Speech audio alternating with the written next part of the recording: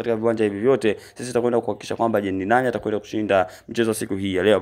Bonge moja za mechi zitakuwepo zikiendelea. Kumbukwe kila timu inatamani kufanya vizuri kuhakikisha kwamba wanazidi kuhakikishia nafasi kuendelea kwa ajili ya hatua inayoweza kufuata. Kumbukwe zinakwenda kucheza ni round 5 ama round ya 5. Kuna timu zingine tayari mambo yao yameshakuwa mazuri zaidi, lakini pia kuna mambo wengine bado.